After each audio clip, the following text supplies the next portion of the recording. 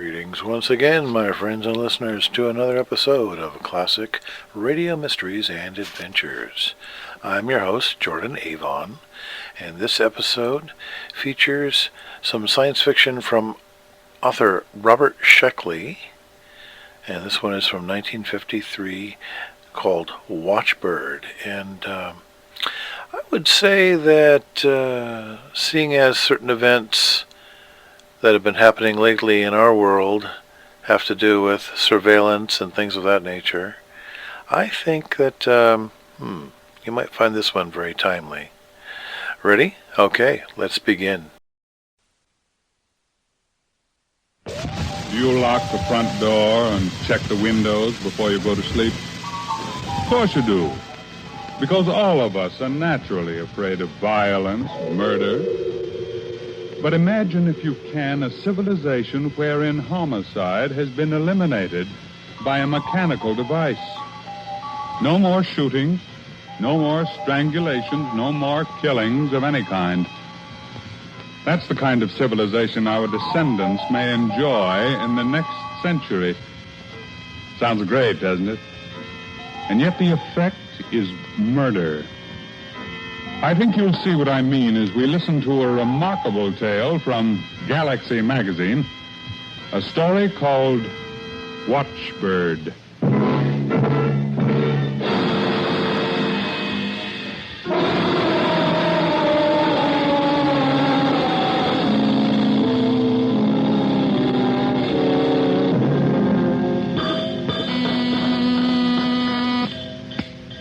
Gelson speaking. Gelson, this is John Monroe. Yes, Chief? It's happened, Fred. By George, it's finally come through. What, you mean you got the go-ahead from Washington? The green light, complete with trimmings. With consent of Congress, the President has ordered Watchbird divisions for every city and town in the country. He's given us top priority on strategic metals, manpower, and every kind of electronic equipment we'll need. Well, now, how does that sound to you? Oh, great, Chief. Just great. This is our chance, Gelson. A chance to strike a blow not just for Watchbird Incorporated, but for all humanity. Now, how soon can you get those assembly lines rolling? We're all tooled up and ready to go. The first Watchbirds, Model X2, should be coming off the assembly lines within a week. Good.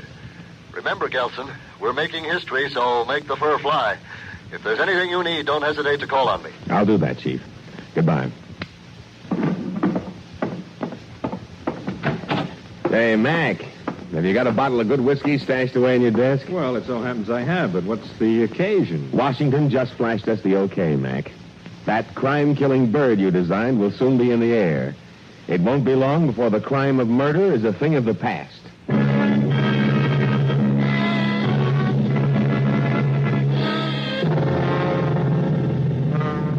That's how it seemed to me, Fred Gelson, Vice President in charge of production of Watchbird Incorporated, on the morning of March 26th in the year 2003.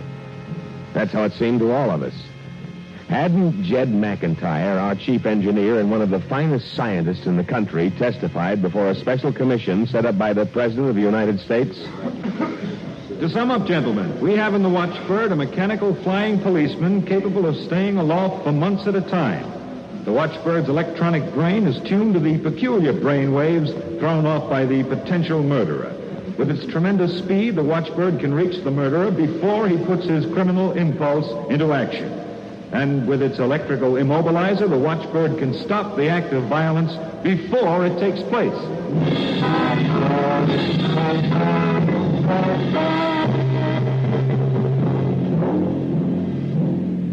The commission had been impressed by McIntyre, and 1 month after we got our go-ahead, the Watchbirds were installed all over the country. On a given date, they were released simultaneously into the sky. We followed the bird assigned to our district by televiewer and radar. Over the city, the Watchbird soared, its aluminum hide glistening in the sun. Then something happened. The bird spun into a dive. Its electronic brain had picked up a murder wave from below. Built-in kinesthetics guided the Watchbird in the direction of the killer, a small man standing in an alley waiting for his victim. He didn't see that streak of aluminum lightning rushing toward him until it was too late. Before he could raise his gun to fire at the Watchbird, a bolt of man-made lightning knocked the gun from his hand. He scrambled for it. But before he could reach it, the watchbird knocked him flat on his back.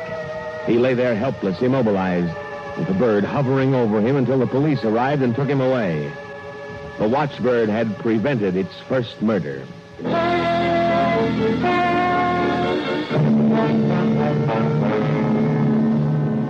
Headlines, of course, in all the newspapers.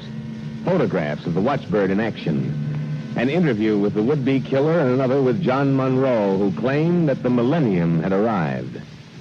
Just about the only people in town who weren't hailing the advent of the watchbird era were Jim Spinner, the chief of police, and Norma, my wife. Jim had come over to play chess that evening, but his mind wasn't on the game. Huh? Well, what did you say, Fred? Said it's your move. It is? I can't concentrate. I've been thinking of those blasted watchbirds. Those things have got me worried. Well, you saw the birds in action today, Jim. What is there to worry about? That's it. I don't know. Jim's right, Fred. There's something peculiar about mechanical birds flying around, knocking people down with electrical immobilizers. People? You mean killers, don't you, Norma? Now, don't be old-fashioned, dear. Well, old-fashioned or not, There's a special watchbird broadcast on right now. Switch on the set, will you, dear? All right. You can laugh at me as much as you like, Fred, but I don't care for the idea of electronic gadgets taking the law into their own hands. Isn't that just like a woman? Taking the law into their own hands. Those birds are our agents. This is Washington. At this time, we have a report here, a roundup report from the first day of National Watchbird operation. And the news tonight is very good indeed. For the country as a whole, the rate of homicide has dropped 38%. In every case where watchbirds reached the criminal, the crime was prevented. Wait, I want to hear this. Turn it off. You'll get all that in the morning newspapers. Pennsylvania, homicide You know, I down just 27%. thought what it is about the New York watchbirds down that bothers me. 31%. Yeah, right. Ohio down. Fred, this wonder bird of yours has electronic learning circuits, in addition to all the others, hasn't it? That's right. The watchbirds are built to respond to certain stimuli and to carry out certain operations when they receive that stimuli. And the learning circuits. Yes, I'm coming to that. Only certain murderers give out these stimuli. Without learning circuits, the watchbird would only be 70% efficient. To stop all murders, the watchbird has to search out new definitions of murder and correlate them with what it already knows. See? I see this much. You've given a mechanical device the power to think and learn. And I don't like it, Fred. I don't like it.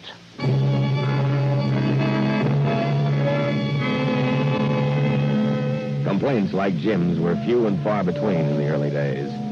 How could you complain with the homicide rate going down 50% and more? It began to seem as though the boss's prediction about the millennium might come true. But then a flaw appeared. Jim Spinner phoned and asked me to meet him at the city morgue.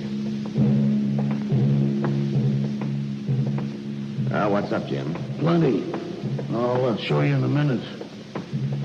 You hear about that fellow Walker who tried to kill his wife this morning out in Sunnydale? Did I? The afternoon papers are full of it. Watchbird did a great job in that case, Jim. Stopped that man dead in his tracks. Dead is right. I want you to have a look at his body. Here we are. Well? Now look close, Fred. What do you suppose was the cause of death? How should I know? Heart attack caused by fright? No. The coroner tells me death was caused by electrocution. What? Walker was trying to strangle his wife when the watchbird appeared. But he wouldn't let go when the bird fired its first immobilizer charge at him, so the bird kept on shooting till he was dead. I see. You still think there's nothing to fear from this contraption of yours? Well, look, Jim, it's pretty clear how this happened. The watchbirds are constructed to protect the victim of violence at whatever cost to the murderer. That bird was only following orders. By taking the law into its own hands, by killing? Well, that's unfortunate. But see here, suppose Walker had succeeded in killing his wife and was arrested for it. What would have happened to him? He would have been electrocuted at the state prison. Exactly, Jim, exactly. This way, the bird did the job for you. What's the difference? The difference is this. When the state condemns a killer, it's only after due process of law. A jury of men decide, and after that, a man pulls the switch. But this way, it's inhuman.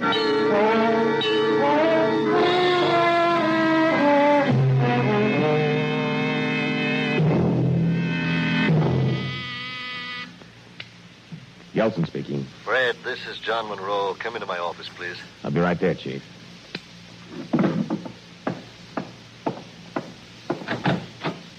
Sit down, Gelson. Fred, I've called you and Mac in because we're up against a bit of a problem. These blasted watchbirds have gotten some peculiar ideas into their heads lately. Here, read this, Gelson. National Association of Slaughterers and Meat Packers. Yes. Dear sir, it has come to our attention by way of reports from member companies that watchbirds have been interfering recently with the orderly operation of their slaughterhouses. On numerous occasions, the birds have attacked workers slaughtering cattle, and in several other That's the gist of it. The watchbirds won't let the slaughterhouse workers do their job. How do you account for that, McIntyre? Sounds like the trouble is in the learning circuits. Look, Mr. Monroe, we provided the watchbirds with learning circuits to make them more efficient. Every day, their thinking centers correlate new facts that they've learned about murder. Now, apparently, they've come to the conclusion that slaughtering cattle is murder.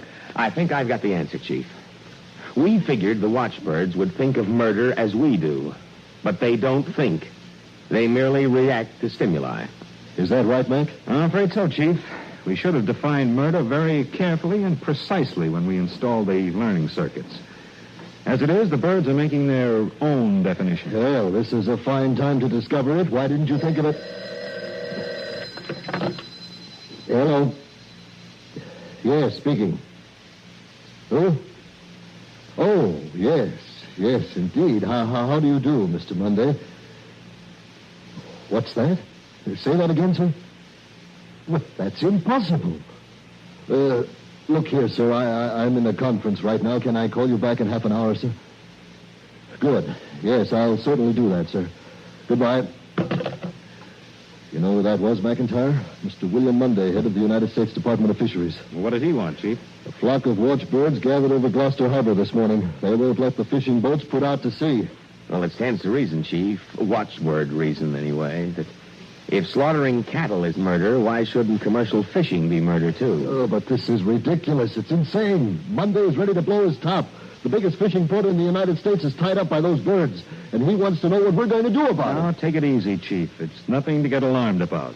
We'll just have to adjust the thinking circuits and make the watchbirds more discriminating. And how long will that take? Well, the birds operate independent of any central control, you know. They come back once a week for a repair checkup.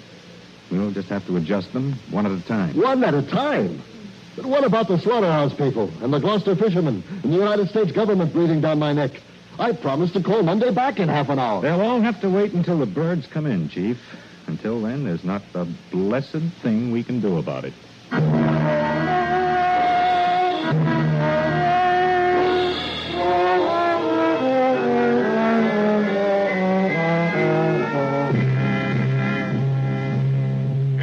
Developments on the watchbird situation. For the third straight day, rampaging watchbirds have kept the United States in a state of confusion and panic. In New York City, a crucial operation was interrupted by a watchbird which refused to permit the physicians to continue surgery. At the Pennsylvania State Prison, the electrocution of a condemned convict was halted by a watchbird which immobilized the executioner.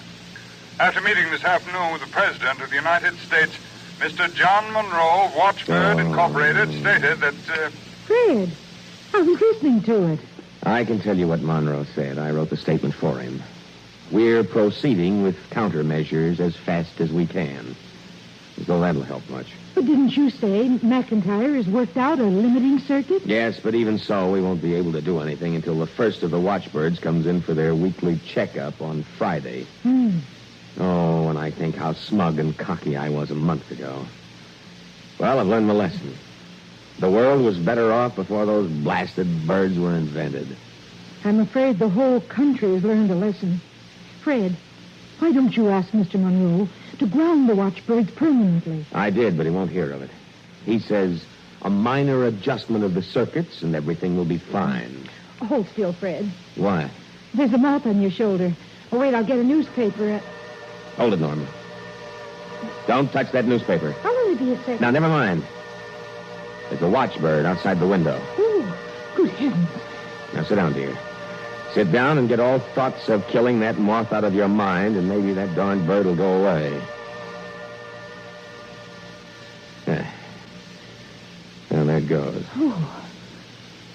Fred, thank heaven.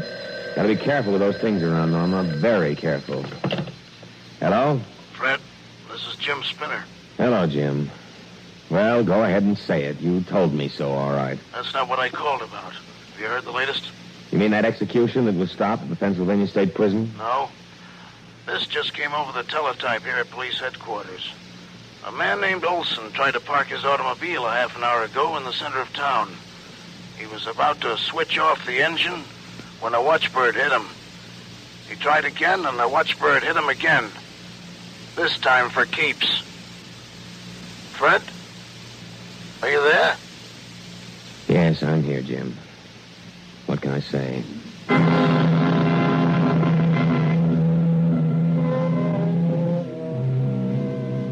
What was there to say? The Watchbird had reasoned perfectly, but not in human fashion. An automobile was a moving, functioning organism, therefore it was alive. To shut off the engine seemed to the Watchbird like killing it. Therefore, the right of an automobile engine to go on running must be protected, even if the driver died. It went on like that. Cars, trucks, buses, and planes were forsaken by their drivers. No one would dare start an engine for fear of the danger involved in stopping it. Farmers stopped plowing the fields because the Watchbirds had decided the earth was full of living organisms which had to be protected. The entire country was tied up. It was monstrous, madness, and nothing could be done about it. Something had to give. Gelson? Yes, Chief. Well, you're going to have your way about the Watchbirds. Adjusting the learning circuits won't be enough. Tell the service boys to ground them permanently as they come in. That's orders from the White House. On Friday morning, I got to the service center early. I wanted to be the first man there when the Watchbirds came in. But McIntyre was there before me, lying on the floor. Fred, sure I'm glad you're here. Help me up. Sure. Are you all right? Oh, I think so. No bones broken anyway. Well, what happened, Mac? It was a Watchbird. What? It was waiting on the floor when I got here. So I went to work disconnecting the kinetic system from this thinking center. But before I could pull a single vital tube, the thing let go with a blast from its immobilizer and knocked me out. And the bird? When I came to, it was gone. But why, Mac? I don't understand it. They don't have any sense of self-preservation. They don't need any sense of self-preservation, Fred. They've got something just as good. Didn't the Watchbirds come to the conclusion that automobiles and so forth are living organisms, even though they are made of metal, because they run? That's right. That Watchbird must have applied the same logic to itself. It could fly. It even had a kind of a thinking brain. Therefore, it must be a living organism, compelled to protect itself from murder. Well, what are we going to do? Nothing. I don't think any more Watchbirds will come in for a checkup. That bird will warn all the others to stay away. We might as well go home. I'll hate to face my wife with this news. Your wife, eh? We've got to face the entire country.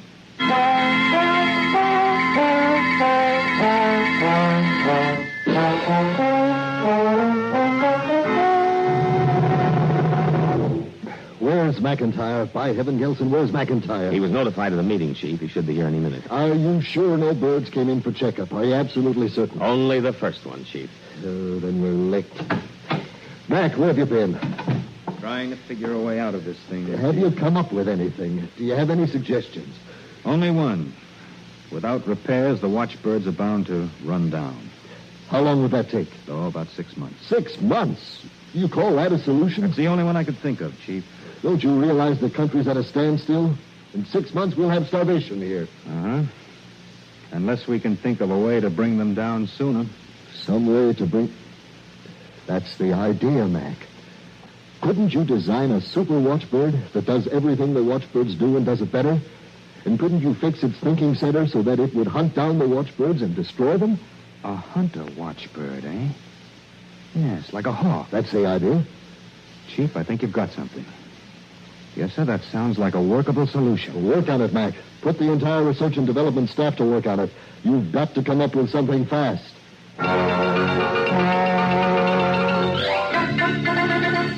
And that's how the Hawks were born.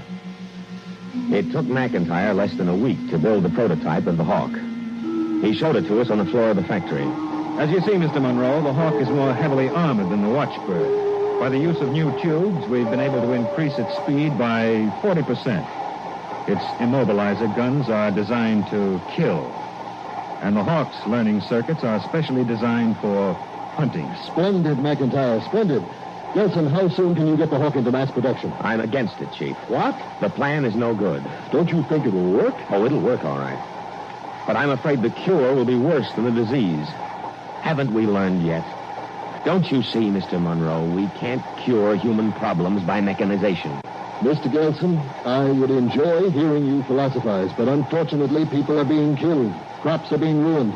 Unless the watchbirds are stopped, the country faces famine. Didn't we once say that murder had to be stopped? And look what that got us into. I tell you, Chief, this isn't the way. Very well, Gelson. What would you suggest? Let the watchbirds run down by themselves. But that'll take 6 months. Gelson, are you serious? Let's face it. Admit we were wrong trying to cure human problems by mechanical means. These Hawks are... Ridiculous. Gelson, you've been working too hard. Maybe you want to take a week off. As you say, Chief. Well, wait a minute. I didn't mean right now. We can't spare you until you put the Hawks into production. The assembly lines must be rolling by the 1st of next week. Is that clear? I'll do my best, Chief.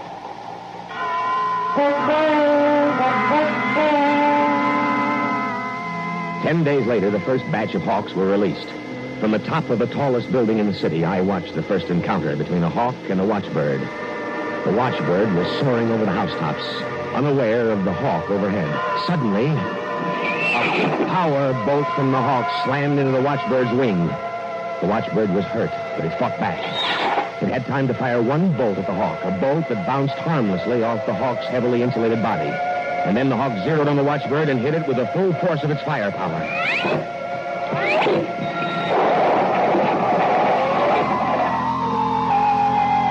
Turning now to the Watchbird plague, the news today is favorable.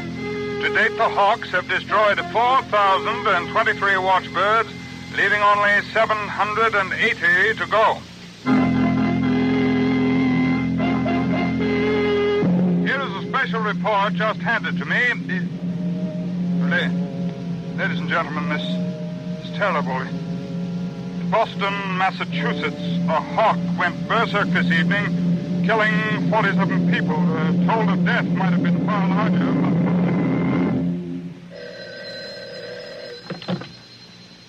Hello? No, I don't want to speak to him. Look, Miss Evans, I don't want to talk to anybody. Just say you can't locate me. Who's that, Chief? Washington Justice Department. This is incredible. Isn't there anything you can think of, McIntyre? I don't know what to say, Chief. More than 1,000 people killed so far this week. Maybe another bird, something that would hunt down the Hawks. Your next gadget would have to be even more self-sufficient and murderous. Haven't you learned yet, Chief? You're right, Gilson, you're right. But why? How did this happen? It's simple. The Hawk is a murder machine with improved learning circuits. But all it learns is more and better ways to kill. Since the Hawk has to kill and all the Watchbirds have been wiped out, the Hawks have turned their attention to human beings. Heaven help us. This is what comes of giving a machine the job that was our responsibility in the first place.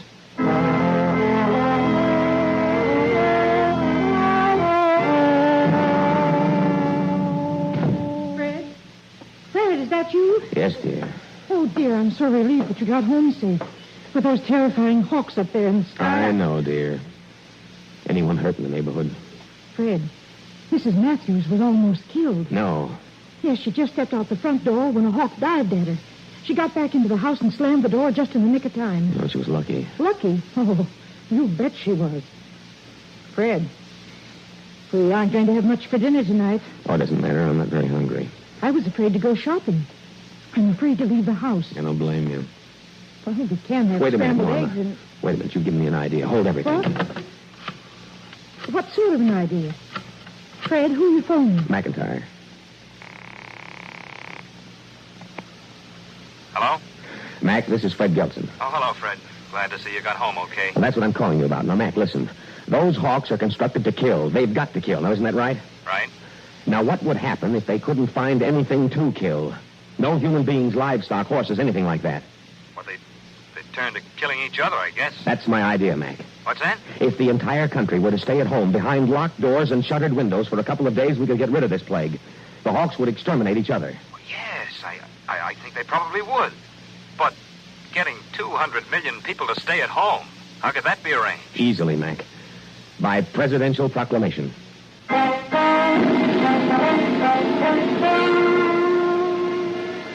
Proclamation issued by the White House today reads as follows. By the authority vested in me, I, the President of the United States, call on all residents of the United States to remain indoors during the 3 days commencing at sunrise August 10th and ending at sunrise August 13th. During this period, no one is to leave his home for any reason.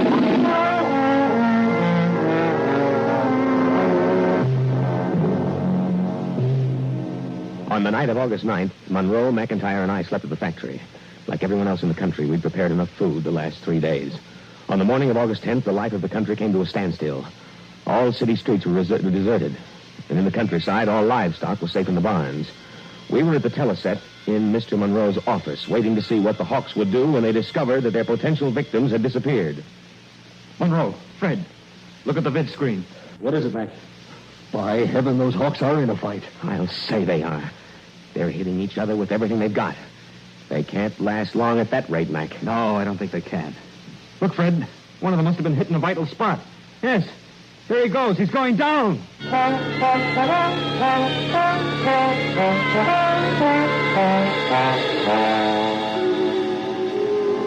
For 3 days and nights, there was war in the sky. War without mercy as Hawks destroyed each other. The sky was full of man-made lightning as Hawks dueled and shot each other down.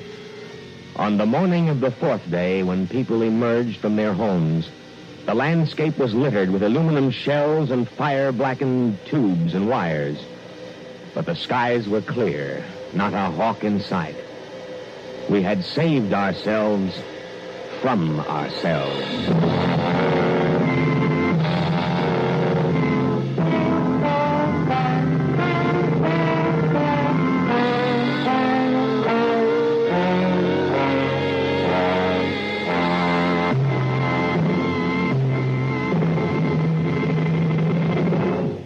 That's it. Watchbird by Robert Sheckley, thanks to wonderful Galaxy magazine, now on the stand. Next week, another extraordinary tale of tomorrow out of Galaxy magazine called Inside Earth by Paul Anderson. The story of an interplanetary agent provocateur whose job was to stop rebellion by starting a revolution. This is your host, O Mentor. Until next week, then, be kind to all birds. Tales of Tomorrow. Heard in tonight's play were Leon Janney as Gelson, George Kluge as Monroe. Others in the cast were Mary Michael, John Raby, and Gerald Keane. Special sound effects by Ed Blaney and Bob Prescott. Technical supervision by Joe Durante. Your host, O Mentor, was Raymond Edward Johnson. Music composed and conducted by Bobby Christian. Script adaptation by Michael Sklar. Produced by ABC in association with George Foley and directed by Warren Somerville.